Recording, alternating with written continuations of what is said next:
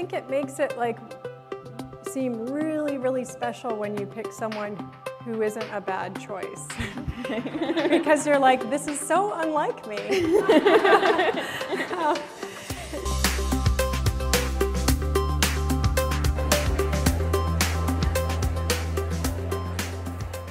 Good evening, everyone, and welcome to tonight's event. My name is Yvonne Hunter, and I'm the head of programming here at the Appel Salon at the Toronto Public Library. When Scribner published Miranda July's collection of short stories, No One Belongs Here More Than You, in 2007, readers and critics fell in love.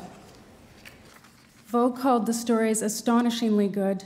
The Los Angeles Times praised July's pure and exquisite honesty, and the San Francisco Chronicle loved her impossibly lush eloquence and sheer inventiveness.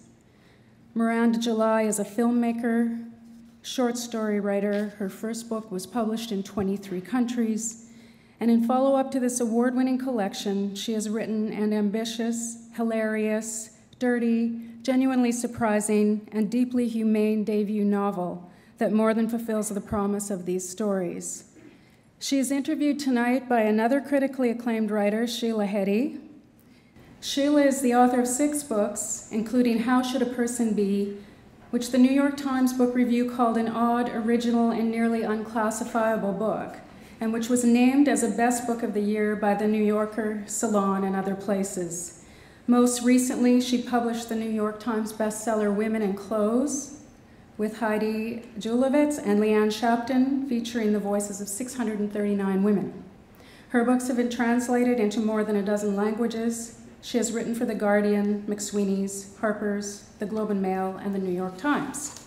She regularly reviews books for the London Review of Books. She's also the author of the Suburban Beast play All Our Happy Days Are Stupid, and I just want to let you know that it will run in Toronto on the World Stage at Harbourfront from February 11th to 14th, followed by a 2-week run at the Kitchen in New York City. Ladies and gentlemen, please help me welcome Sheila Heti and Miranda July.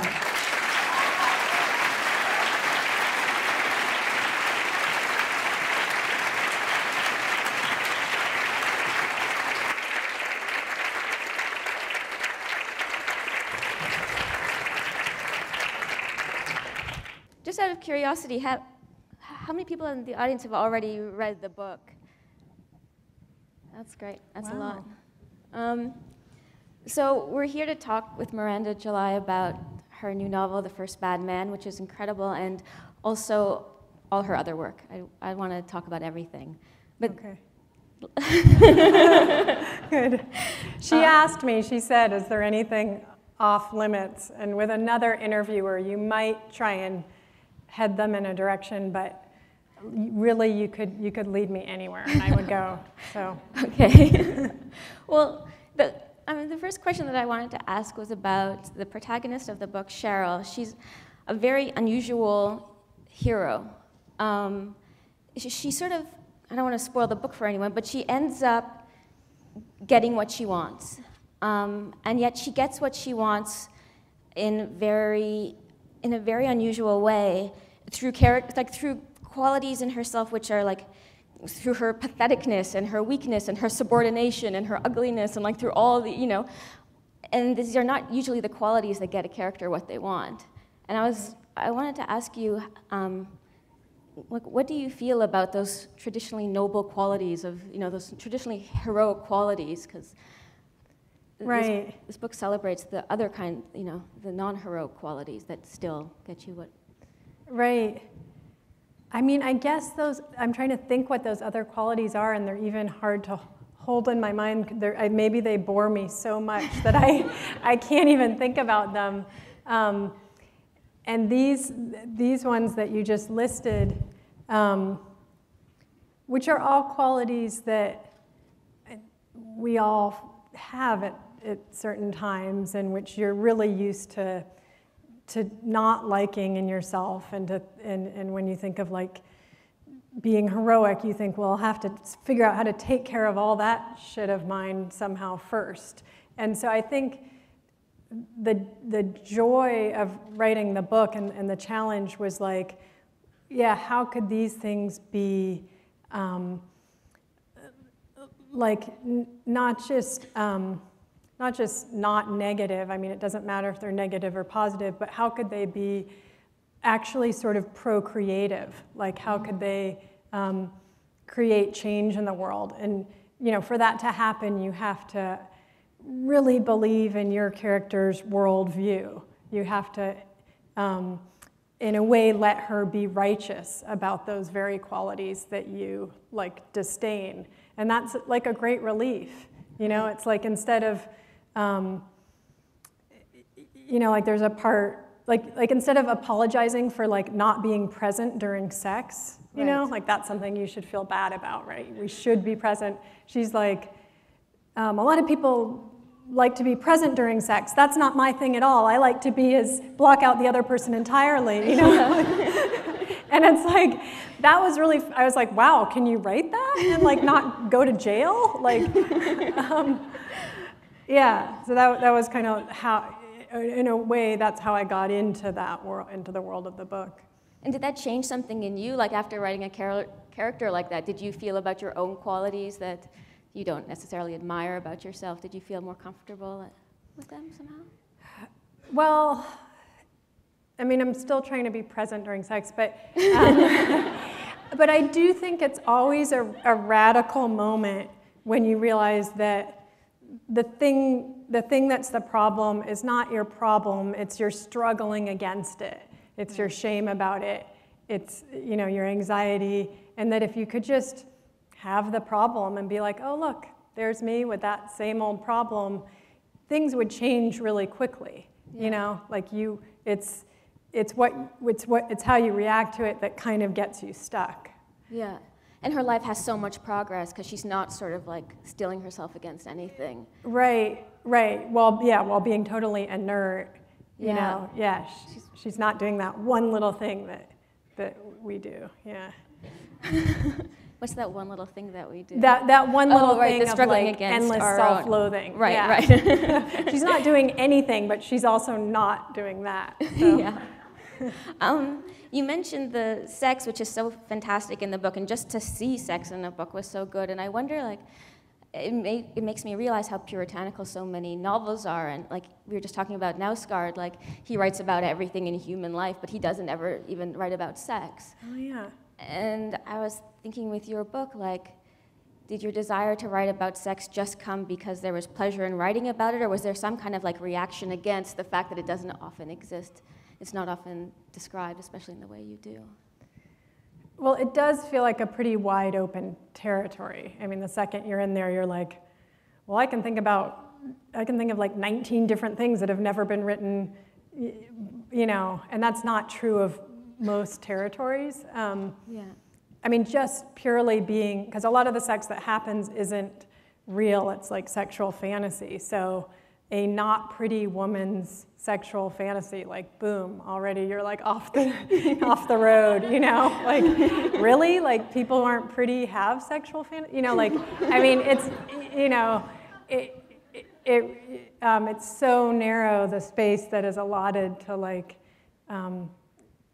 eroticism, and I think it's so funny because I mean Sheila and I are quite close and talk a lot, and God, I probably shouldn't say that. I'm remembering when I was telling you like how much certain parts of the book were turning me on, and you were like, you need to cut that out and sublimate a little bit and just write the book.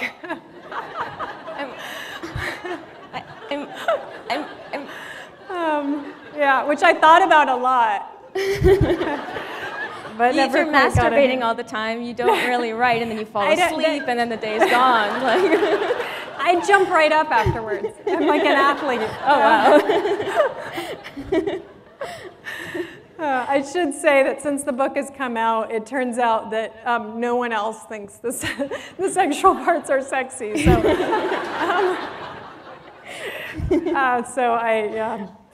whatever, that was just my own little thing. And, yeah. It's nice to know. Yeah, I mean, You're alone in that. I know, there was a question there. We'll just I move was just on. thinking, Yeah. yeah, you were telling me also like other sexual fantasies at a certain point, and I think I was like, can I have that one? It's nice to be able to like trade. There's this great book by Nancy Friday called, I forget what it's called, but she collected, like 20 years ago, she collected the sexual fantasies of all sorts of women and wrote them down. It's really erotic, and the stuff is so, so strange. And just to have these people, I think that book was a huge, revelation for people.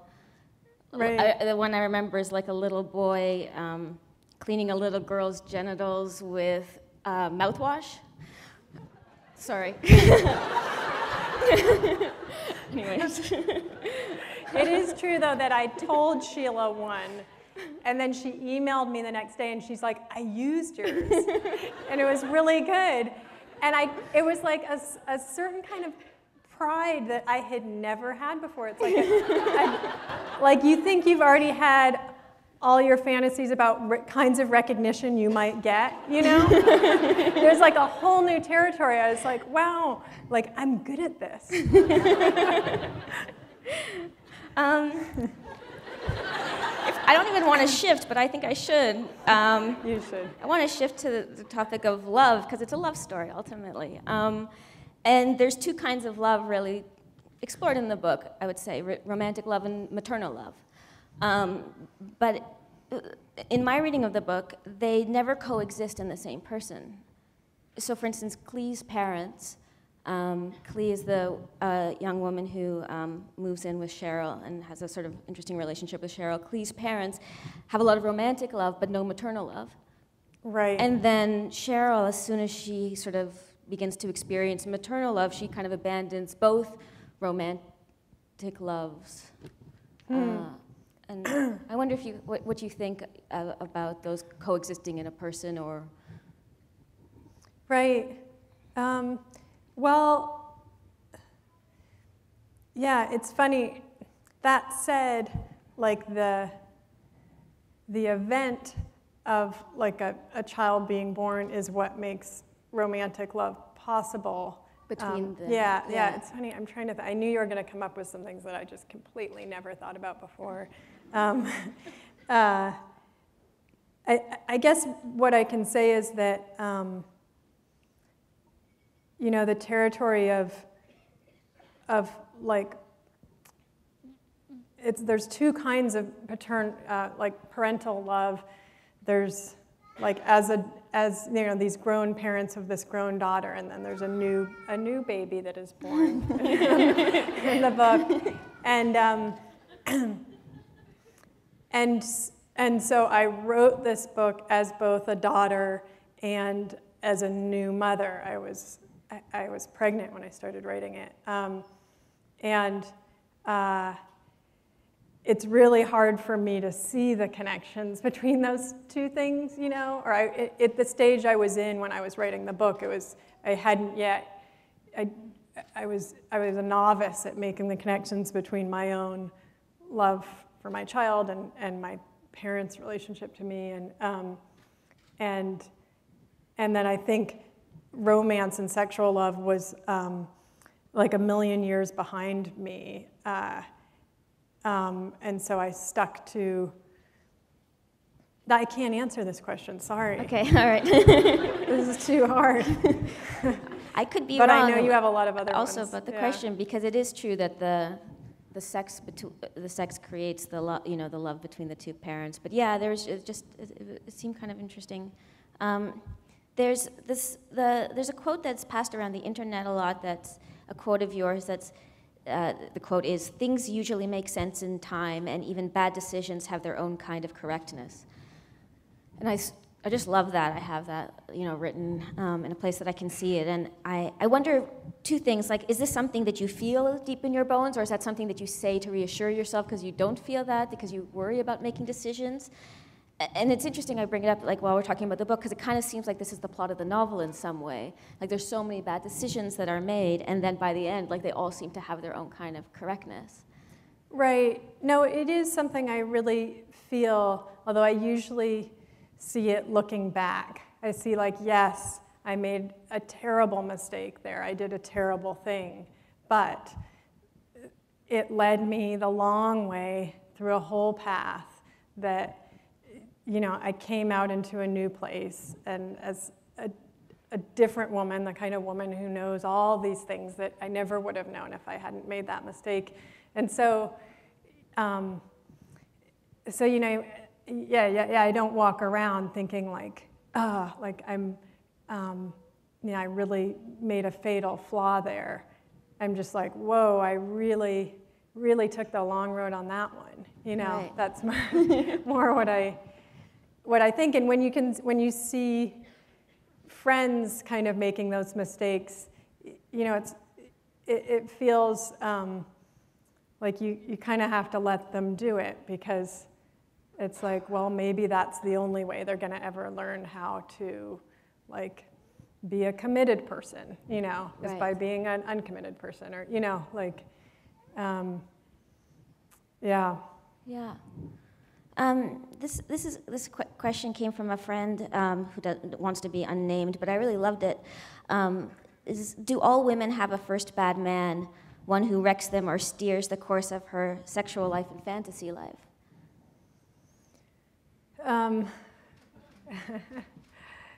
What do you think?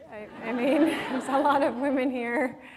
I'd say yes. I mean, at least I can Right? relate to that idea. God, yeah, I mean, I guess the first implies like there may be more of them too. Right? Yeah, I mean, I certainly, you know, made like a bad decision right out of the box, like right out. And has that kind of like characterized the rest of your sort of, I don't want to say your whole life going forward, but there's something that imprinting about those kind of experiences? I think it makes it like seem really, really special when you pick someone who isn't a bad choice. Because you're like, this is so unlike me.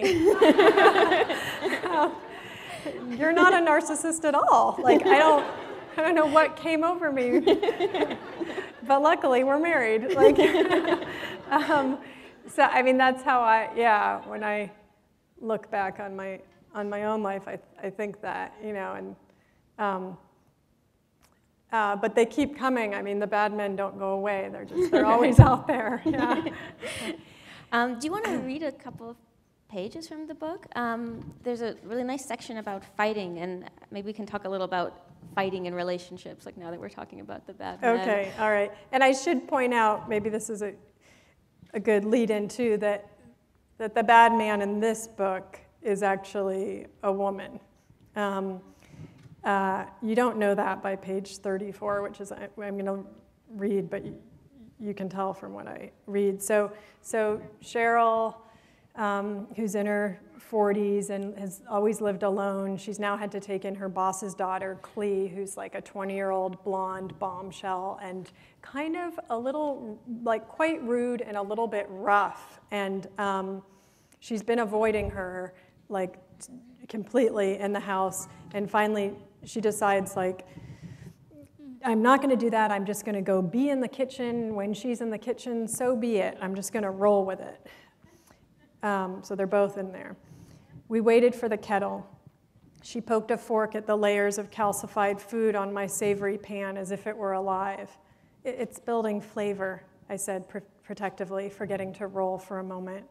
She laughed. And instead of growing defensive, I joined her. And laughing somehow made it funny, truly funny. The pan and even myself. My chest felt light and open. I marveled at the universe and its trickster ways. Why are you laughing? Her face was suddenly made of stone. Just because I gestured toward the pan. You thought I was laughing about the pan? Like, ha ha, you're so kooky with your dirty pan and your funny way of doing things? No? Yeah, that's what you thought. She took a step toward me, talking right into my face. I was laughing because I felt her eyes move over my gray hair, my face, its big pores. You're so sad. So sad. With the word sad, she pressed her palm into my chest bone, flattening me against the wall. I made an involuntary huh sound, and my heart began to thud heavily. She could feel this with her palm.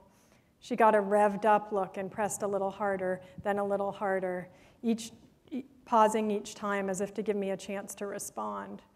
I was getting ready to say, hey, you're about to cross the line, or you're crossing the line, or okay, that's it, you've crossed the line. But suddenly I felt that my bones were really being harmed, not just my chest, but my shoulder blades, which were grinding into the wall, and I wanted to live and be whole, be uninjured. So I said, okay, I'm sad. The kettle began to whistle. What? I'm sad. Why would I care if you're sad? I quickly gave a nod of agreement to show how completely I was on her side against myself. The kettle was screaming. She pulled her hand away and poured water into a styrofoam cup of noodles, not appeased, just revolted by our affiliation. I walked away, a free woman on rubbery legs. It's amazing.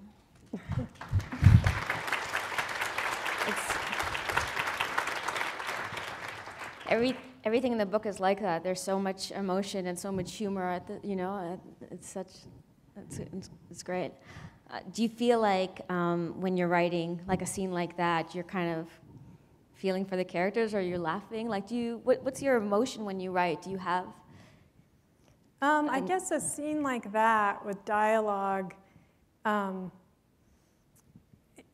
it is so much like writing like a movie or something. Like, I'm really picturing each thing and like acting out both parts and feeling both parts. I mean, I can totally feel Clee being like,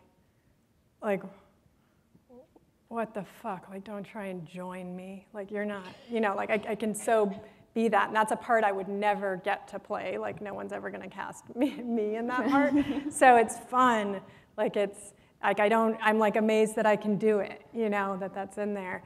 And then, yeah, and then I'm just Cheryl too. And that's probably the funnest stuff to write, when it feels like it's just alive. And I'm kind of just like putting it up on its feet, yeah. You just made the movie The Future before this. Well, there were a bunch of projects in between, and I'm wondering about your rhythm, because you do so many different things, and I've heard you say, like, okay, next I have to make a movie, or next I'm going to write a book. Like, what's the architecture for your, I don't want to use the word career, but like for your creative life in terms of, yeah, do you just feel like, oh, now I've got to make a movie, or how does it work? Well, in some ways it's kind of not that magical. I feel like I'm generally sort of rotating, Like, if I don't make a movie next, then it's going to be a really, like if I was to say like, oh, I'm going to write another novel now, well then like, goodbye filmmaking. Like, it'd be like 20 years before I made another movie. Right. And that just kills me, Like, there's some very childish part of me that's like, no, I'm not gonna, like, that's a really hard thing to do, and I don't want to give up on that, So a lot of the decisions are just based purely on like wanting to get to still maintain my status as that, as right. like a writer or filmmaker. Like, I know that sounds silly, but it's all very tenuous for me because I'm not like completely taken seriously in any of these worlds. Not true, but well, it's nice. Getting better, but you feel like if you don't make a film for 20 years, then you're not going to be able to make a film. Like, you're kind of keeping everything in the air. Or I don't know. I mean, I remember, writing this book was relatively enjoyable to me. Like, it was it's all kind of torture, but I had a good time, and my husband noticed that, and he was like, wow, like, I've never seen either of us this happy for this many years. Maybe you should just do that. And I was immediately like, oh, you'd like that, wouldn't you?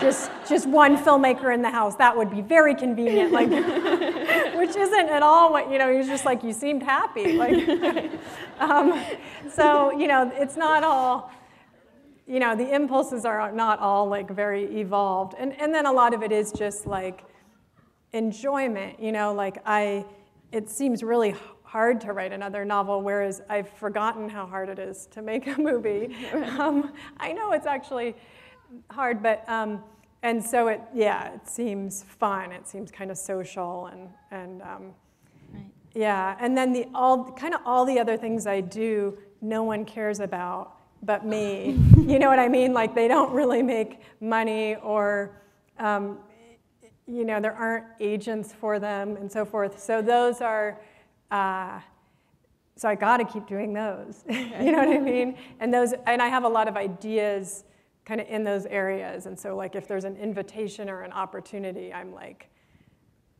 yeah, you know, I kind of can jump on it. You do a lot of commissions. Like, do you feel sort of inspired by, like, how do I get out of this puzzle, or how do I work through this? Yeah, we've had a lot of conversations where I'm like, should I do this? And it's always, you know, I am always doing some more important project, so I have to somehow justify it. Usually I justify it by thinking it's going to be really quick. Like Sheila and I did, you worked with me on a project called We Think Alone, this email project that I thought I could do in like maybe a good week's worth of work while I was writing this book. That was a digression that not everyone will understand, but you can Google that after you leave. Do you ever think, like, that's too much work, I'm not going to do that? Like, is that ever something that you... Yeah, I actually do. Especially because I'm trying to balance it with certain kinds of work. So, like, for example, I'm doing a project with this art place in London called Art Angel, and I kept coming up with ideas for them that were like an app or a movie, and I would keep each idea I'd get so excited about, and then I'd think, I don't want to be working on 2 apps at the same time. Like, that sounds like hell. And so as excited as I was, I'd be like, no, that's already got like a bad thing about it. I want an idea that has no bad things about it at the start, because I'm going to discover so many bad things along the way. And yeah, and so it's often because it seems too hard in the wrong way. Like, I'm going to get burnt out. Yeah. When you were younger and you envisioned being a grown-up in your life and your life in art, does it look like it does now, or what's the biggest difference between how things turned out and how you sort of envision things for yourself? I mean, it's hard. I don't think I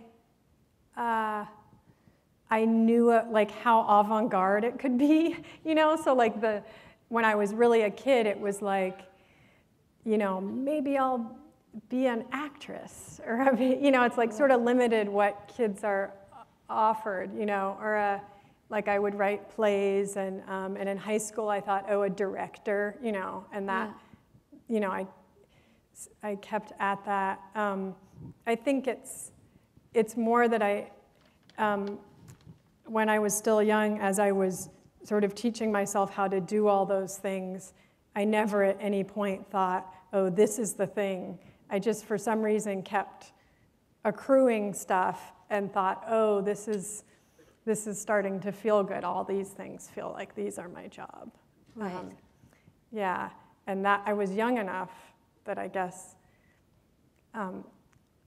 I do remember thinking from a really young age, like, if I can just keep doing this forever, you know, and that was when I was like sort of just getting by financially, yeah. Right.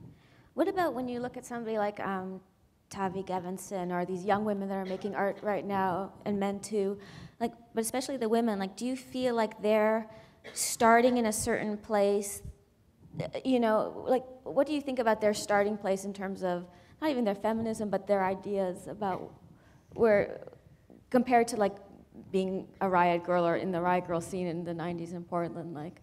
Yeah, I mean, it's so 2.0. I mean, they're like, they don't have this like chip on their shoulder thing. Like, they don't have to be like a punk about it all, like for like 15 years, you know,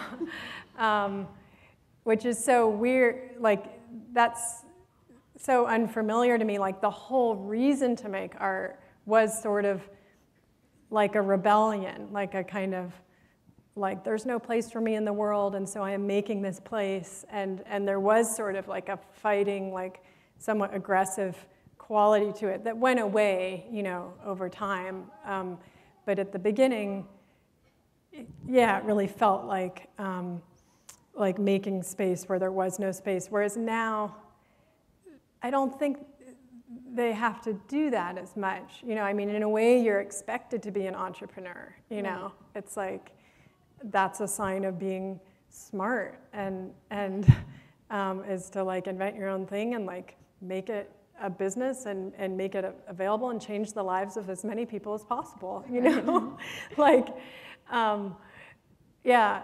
So I guess if you start out there with that being like encouraged, I mean, who knows where you go from there? I don't know. Well, it's fascinating to watch. I mean, yeah, I literally, came here from New York, and I walked out of an elevator at a radio station and literally bumped into Tavi.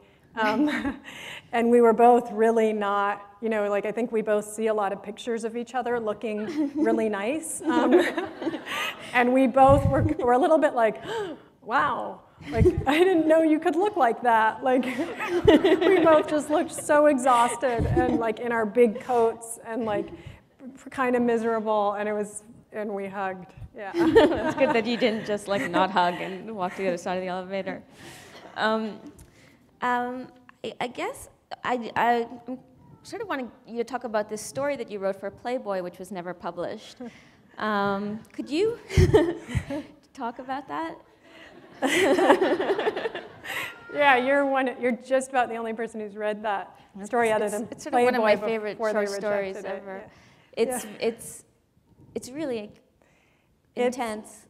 Yeah, I mean, had I known, and someone told me before that bestiality was like illegal,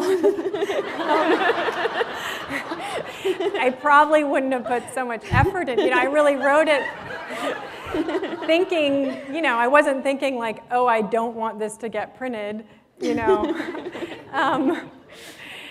It's funny, I remember you actually, because your boyfriend is a lawyer, you actually gently saying to me, actually, no one's going to print that. I was like, oh, okay, great. So it's just still hanging around my computer. And it was, yeah, so intense. It's a short piece, but I remember thinking, should I put that out there? It could probably be on some site online, I'm sure. Or your own website even. Yeah, whatever, just a PDF. Like, and I thought, no, I don't want to put that out there before this book, because that's the one thing that's going to make this book look kind of tame. Right. Yeah, I think maybe it can just be our story. I think it has to be in the world. I think it has to be in the world somehow. I'm curious about your relationship to capitalism, I guess. You sort of collaborate with Miu Miu recently. You do things with. You're selling objects from your novel on a website. You're not making money off it. You're donating it. But I was, reading everything in preparation for this interview, and I read this person who was really disturbed by the auction of these objects from your novel. You might have seen it. Yeah. This person wrote, "I find myself flummoxed by this new commercialization of the space of the novel. I think it's a little overdone, but I'm curious what you think." She says, "I feel robbed of a small piece of my serenity. I feel trampled by an onslaught of capitalism that I can neither control nor fully condone. When the world of the story is for sale, it's no longer a place for safety." I mean, you can find anything online, but I really am curious. How do you, especially coming from like the Riot Girl plays, like how do you view yourself as an artist in relation to these institutions? Right. Well, I mean, it's funny, I did read that, of course. I somehow like sniffed that out. Like, there's got to be something negative about this fairly innocuous project for charity,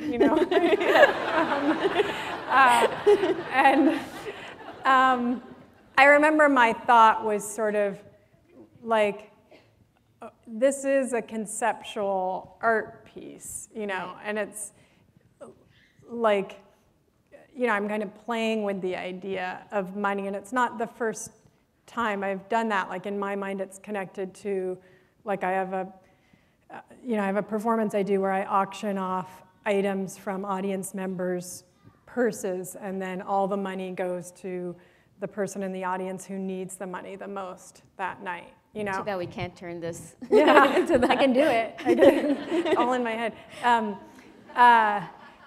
And to me, it's so interesting. Like, oh, you can use money any way you want. Like, we all know the rules of it. You spend it, you buy with it. But we can do those verbs for different reasons, you know? Instead of for like having and getting, we can do it, you know, theatrically. We can do it as a form of trust, or as a way of going out on a limb. And that's kind of cool to me. I mean, you know, it's this like governmental object. There's also a point in the book where dollar bills are used in different ways. And I guess I just like things that are so entrenched in our mind, you know. It just feels fun to think about it differently. So that's what I would tell her, like, maybe it's fun to think about it differently. Yeah. But, you know. Somebody bought the dollar bill on your website for $100. I was really excited. Yeah, I know. I mean, that's, you know. And a little slip of paper like for $300. So I don't know. Post it. It is interesting. I like what you said. Yeah. You can use money in different ways, and it doesn't have to just be. Right. Yeah, and the Miu Miu, the collaboration with Prada, you know that I thought for a long time about that, and that too, to me, is kind of a weird use of money, because it's, you know, there's a million ideas for apps. They collaborated with me on an app that I thought up, and I'm sure there's people in this room who have ideas for apps, and the weird thing is you can't become Twitter, you know, because we don't have that much money. But really, the ideas are so simple, right? The ideas that are affecting all our lives, like, you could have thought of Twitter. You know, it's not like building a car or something. Like, you have the skills to do that. And so ultimately, that was interesting to me, and it still is. I mean, I'm about to re-release that app. Like, what happens when you take a totally inefficient idea, like art idea, and give it a platform that really is not, it's not supposed to have, you know? Right. And then, and I think it would be interesting with a lot of different apps, not just mine, but since I'm in the position, I thought I'd go for it, yeah. Yeah. You must think about your audience differently now than you did 10 years ago or 20 years ago, like, especially doing the app. And, you know, this also, when I think about your titles, like, it chooses you, no one belongs here more than you and me and everyone we know. There's this you know, this you that runs through your titles. And I think your relationship to your audience is so interesting. And I wonder, with this you, like, how do you think of the you? Is it one person? Is it a crowd? Is it people you know or people you don't know? Like, how do you? Right. I think especially then, maybe a little less now, but really was so desperately wanted, like, the individual person, the reader, to really feel like this is for you. Like, I'm not, I was alone, and I made this, like, for us, and that's not it's not a marketing ploy. It's like, this is my best effort. Maybe you don't want it, that's fine, but, like, I mean this with my whole heart. And so I think at that time, not even consciously, I thought, like, well, if I put you in the title, they'll say, oh, me, you know, and then we're halfway there. You know, then I started to see the pattern, and I, for a little while, couldn't stop it, despite the fact that I could see it. Yeah, now I'm into kind of a different phase of titles. Yeah. Yeah. Also, I'm just wondering, like, still in relation to the audience, there's this quote that I just want to read, which I really found interesting. I don't think I've ever heard anyone say anything quite like this. You said, the whole time I've been building my audience, I've also been trying to unbuild the walls that come with having an audience, with having power. The whole point is to be able to feel more, to connect more, yet in some ways, having power runs at cross purposes to this. So can you speak about, like, the experience of having power as a artist, and what that does in your relations to... Right. Because it brings you closer and it separates you at the same time. Right. I know. I think, you know, it's like the first people who had power in my life were my parents, right? And I was their audience. And I remember, you know, they're very interesting people. And they're monologuers, you know, it's like, and I love them, but I remember the feeling of just listening and feeling like I just didn't exist, like I just was disassociating so hard and wanting to do such a good job of listening and reacting and being an audience member that everything I felt, or even the fact that I was like there physically in the room, was gone. So, you know, so of course then you end up wanting to be a performer, to be seen and so forth.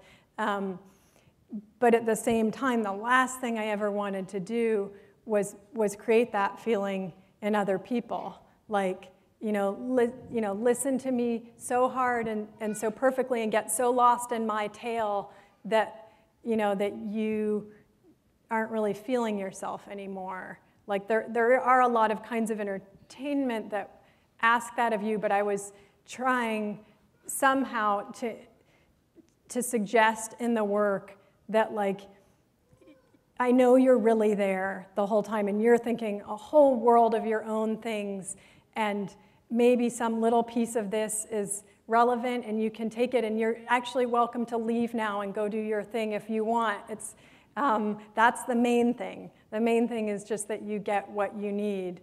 And sometimes that's easy to do. Like, I can make a project that is actually porous, and has holes in it for the audience. And sometimes I'm somehow trying to show that through pure fiction. And I, you never know if it's doing that or not.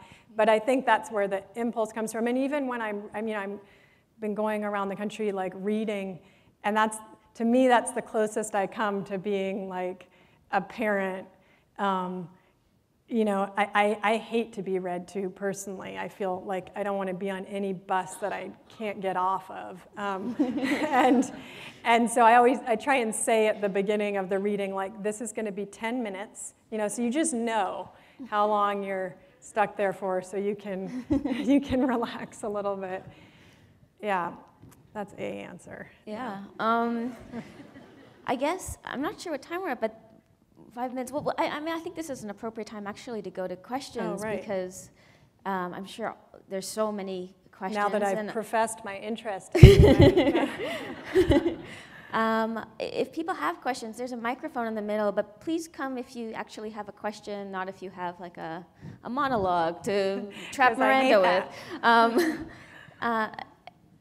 And it's sort of right there in the middle of the room if you want to sort of step up and ask your brief question. But until somebody steps up, we'll just keep going here. I guess no one really knew that was going to happen. Yeah.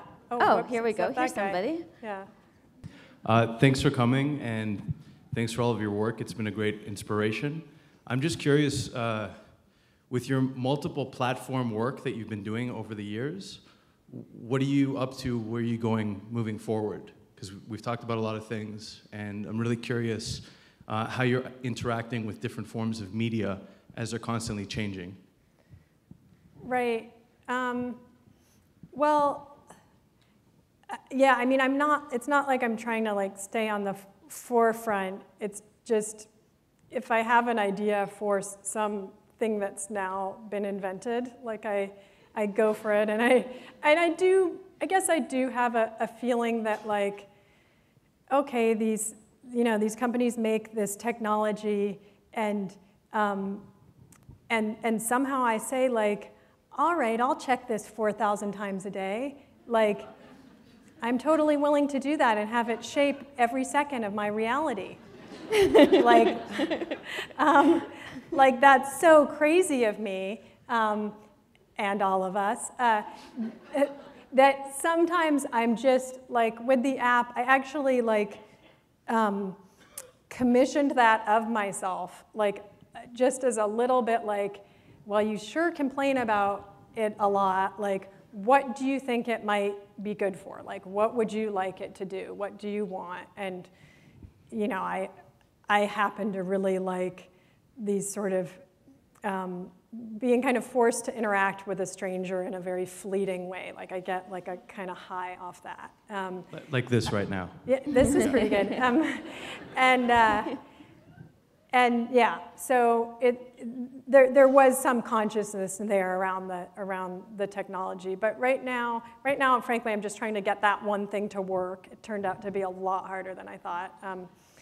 And I'm, you know, I mean, this year I'm doing a performance called New Society that I'm doing in a few cities, and it's funny how, like, performing doesn't get old just because there's apps. Like, in fact, it seems more exciting because it's wildly efficient, you know, like, and everyone is right there in the present moment with you, which is just, like, so high tech. It's like this perfect resolution every time. So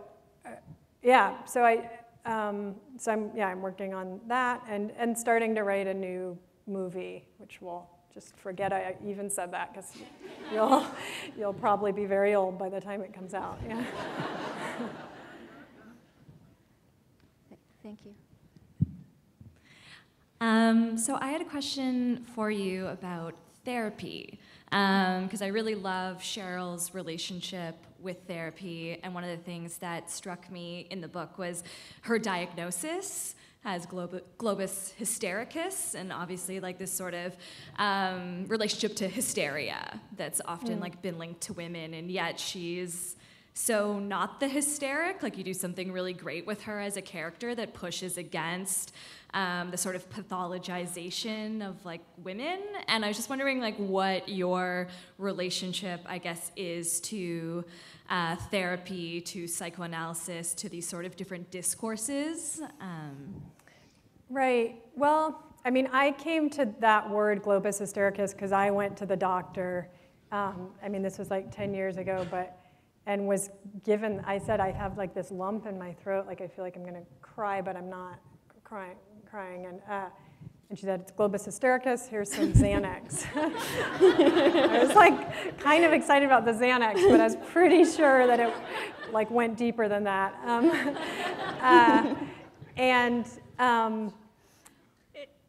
And yes, so I knew it was kind of a great name, so it stuck with me. But in terms of therapy, like, I mean, I've been in therapy or seen different therapists for a long, like, I guess 10 or 15 years now. And I take it very seriously. I haven't had, like, a bad therapist. And in fact, I gave my therapist this book, and I had to say, there's a therapist in here, she's not you. And that said, there's something about, I mean, there's therapists and doctors in this book, and there's something about a person in power that's just, like, inherently sexual to me, like, or kinky, like not necessarily in real life, although a little bit, I mean, right? Like, just, like, it just kind of, it's just like an automatic thing that happens. And then in a book, you can fully play it out. Like, you can just go all the way with something that might have just been, like, a little tickling thought where you were, like, for a split second you thought, my therapist has sex, boom, like, and that was just like the craziest thought you ever had, and you didn't want to have it, you know? But in the safety of a book, and it's not your therapist, like, you know, you could do anything you wanted with that. So yeah, it's hard for me just to have straightforward power that I believe in, that like serves in any context. Yeah. Thank you. I was waiting for other people from the crowd to come up for other questions, so we weren't the only row there. But in the novel and other stuff that you do as well, a concept that I think a lot about is how sexuality often can be very removed or separated from morality. And I wonder if you're trying to get that concept across with a lot of the kind of taboo ways that sexuality enters your narratives. Does that ring true for you at all, or what are you trying to get across with those very kinds of taboo ways of looking at sexuality? Yeah, it's true. I mean, I do think that it's important to keep reiterating that you are free in here, and you really are free to think anything you want, and it's important that you do. And that you like practice doing that without shame, because I think, you know, so many problems that we have are you know, from people just not knowing that fundamental fact, you know, not being taught it, and not exercising that freedom. And so, you know, so part of me is just doing it as my own exercise of like this is a very confusing territory for me. I don't understand it. It's not resolved, but I actually am allowed to write about it fictionally, you know, like that right is protected, you know, like, and I can exercise it. And sometimes it is a little scary, and I'm not quite sure how I feel about it or where I'm landing. And especially now as a mother, you know, like I get stopped in my tracks sometimes thinking about like some things that I put out there. Now I have to rethink it as a mother, and it's confusing. Like it's not like one simple thing. I'm not like, yeah, I'm just definitely rad all the time forever. You know, like not at all. Like I'm made very uncomfortable by like some things I've done, and but I don't think the goal was ever to make sure that it was safe for all time. You know, it was true for that time, and now I have to contend with it, and that continues. I mean, God, you know, reading from this book, you know, I even have moments where I'm just like, like wondering. I mean, in fact, my very first reading of the book a couple weeks ago, for some reason, I just decided to read the most sexual passage. Like, I don't know, I think it was that I was aware that that I didn't really know anyone in the audience, like there wasn't any family, and so I just went for just full-on like incest, blowjob, blood, just everything you could think of. And afterwards, I got an email from my editor who was there. And she was really sweet. She framed it as a suggestion from her daughter, her 17-year-old daughter, who also was there, that maybe I didn't want to like lead with that. I was so embarrassed. I mean, it's almost like I was two different people. The person who made that decision and the person who got the email. I mean, I emailed Sheila about it. I thought it sounded like a great idea. Yeah. To read the sexual parts. I think we have time for one last question. Oh, okay. Sorry, there's 3 people there. I feel bad. I feel terrible now. You could let the other person ask. Yeah. Do you really feel that bad? Yeah. I do. Just kidding. No. Oops. Anyway, hi, my name is Miranda as well. Unfortunately, I don't have any questions about your book tonight. I have not read it, but my beautiful friend Bronwyn here is going to let me borrow it, so I'm starting that tonight.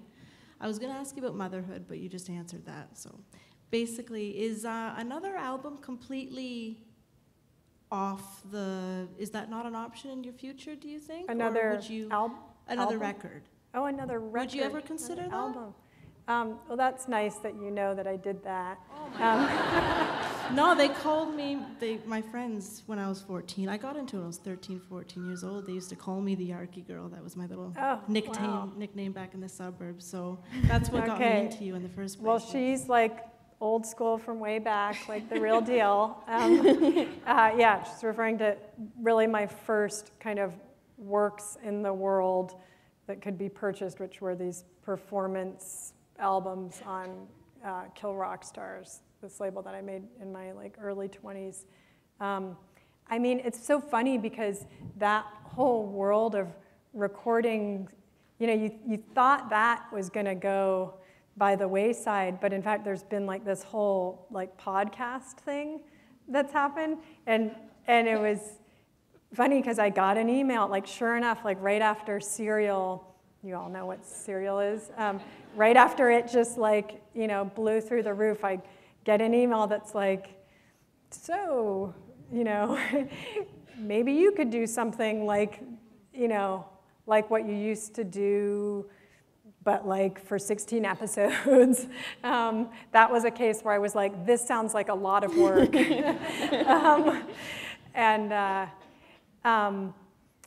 That said, I love that medium of sound, and it's one of those things that's on the list of like, if there's like a great... Well, it's a great method of storytelling too. I mean, How's My Driving? That's a perfect short story, but in audio, it just accentuates it so much, I think. If you can hear me, sorry. Yeah, no, I can't. You should also do a TV series, I think. Okay, let me just write this down. Great.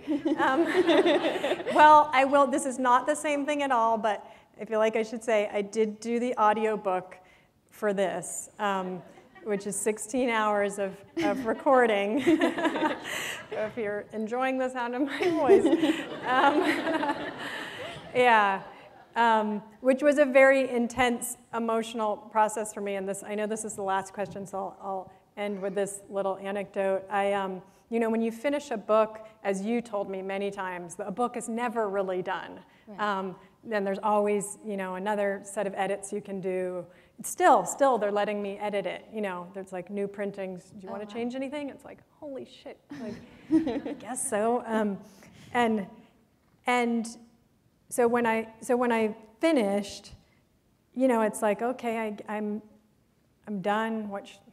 Guess I'll check my email. You know, it's like a really non-moment. Like unlike with a movie where like there's your martini shot and everyone claps and you have like a wrap party and it's just like you're crying and someone has sex with someone else and you know like it's so different. And so when I was reading the audiobook, and there's this tiny audience of two outside of the booth, these two men, the engineer and the producer, it suddenly hit me that I was getting near the end of the book. And what that meant for me was that I was also getting near the end of the first chapter of my son's life. Because I started writing it when I was pregnant, and I think those first few years are like, for me, they were very, very intense, and they were very entwined with writing this book. And I suddenly could see the end was in sight, the end of this recording, and somehow that meant like the end, like a real ending. And I started to, I knew I couldn't cry, you know, I'm recording here. And so I started to get the lump in my throat. And then my voice started to get really strange. So I kept stopping after every sentence and doing like this little breathing thing. And then it was just getting really slow and weird, and I could tell the guys out there were like, you know, like, but not wanting to say anything. And I thought, okay, well, I'll just they can't see me, I'll just make myself cry really quickly, because I need, you know, it's sort of like trying to make yourself have an orgasm, like in a bathroom stall or something, like, and then I can get through this and I can finish the recording. And I couldn't do it. Like, I couldn't do it quick enough in the pressure. So I just came out and I said, look, guys, you know, I've been reading to you for days. You know about globus hystericus. I'm going to cry now. I just need to cry so that I can finish. And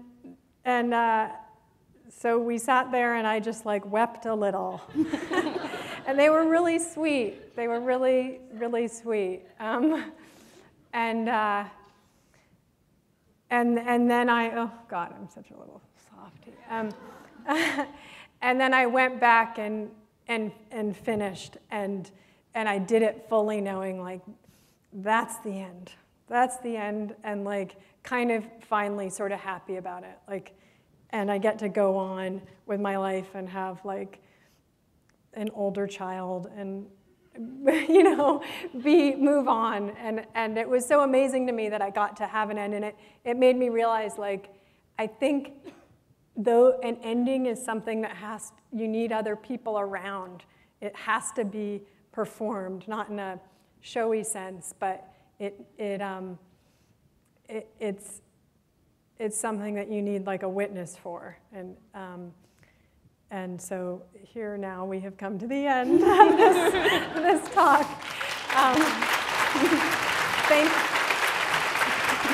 Thank you.